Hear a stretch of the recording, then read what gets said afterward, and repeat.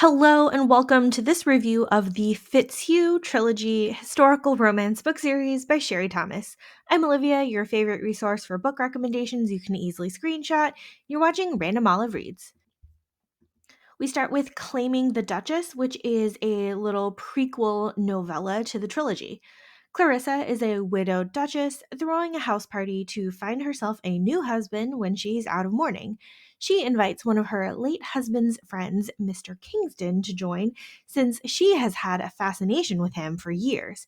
He is shy and awkward and might also have held an admiration for Clarissa all these years.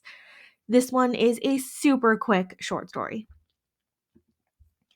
Beguiling the Beauty is a book one of the series. Young Duke Christian has been infatuated with the beautiful Venetia from afar when he first sets eyes on her. After many years of this obsession, he says some terribly disparaging things about her at a scientific lecture in America, not realizing that she's in the audience. Venetia is a widow twice over, enjoying her unmarried life, and was in America to chaperone her younger sister. After hearing Christian's assault on her character, she's both outraged and despondent. Under the protection of a veiled hat, she encounters Christian again on their ship going back to England, and she aims to seduce him and then break his heart. It all goes wrong when she actually falls in love with him, but then also can't reveal her true identity. It is an emotional and angsty journey for them both.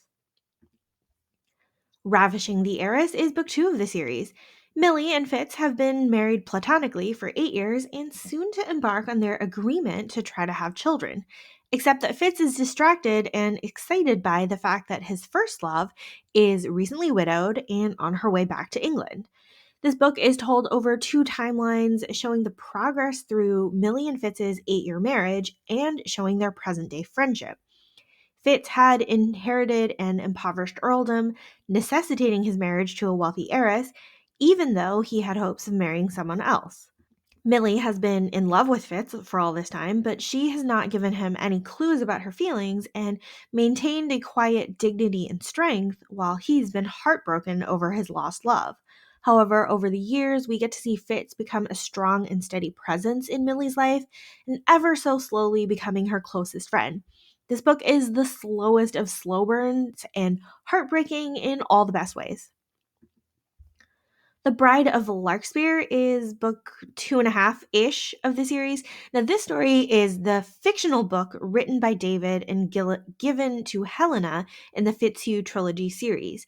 David writes the tale of Lord Larkspur, who has rescued a woman from scandal by marrying her, except that she despises her new husband.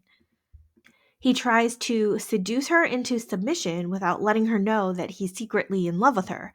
While this is mostly a smutty novella, it is told entirely from Lord Larkspur's heartbreaking point of view.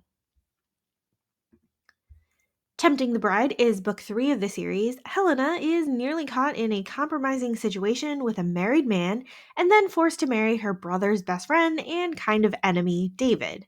What she doesn't know is that David has been in love with her for decades and tries to catch her attention by antagonizing her.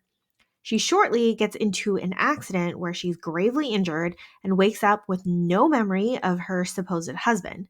Now that David has a second chance to make a first impression, he's kind and solicitous, even though he fears the day that Helena gets her memory back. It's the worst sort of hiding that David has for Helena with his own self destructive behavior. Bonus points, though, for the kindness and caring that he has for his young daughter. A Dance in Moonlight is book four of the series, or two and a half, depending on which resource you're looking at. After Isabel is rejected by Fitz in Ravishing the Heiress, she's heartbroken and somewhat distraught.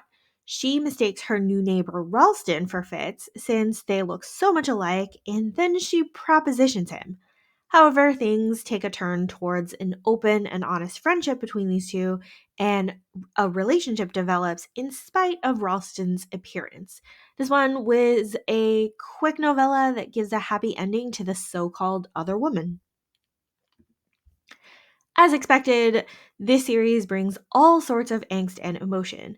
Ravishing the Heiress gets recommended a lot in the historical romance circles, and it was well worth the praise. But really, the whole series is very good and centers around the tight knit Fitzhugh siblings.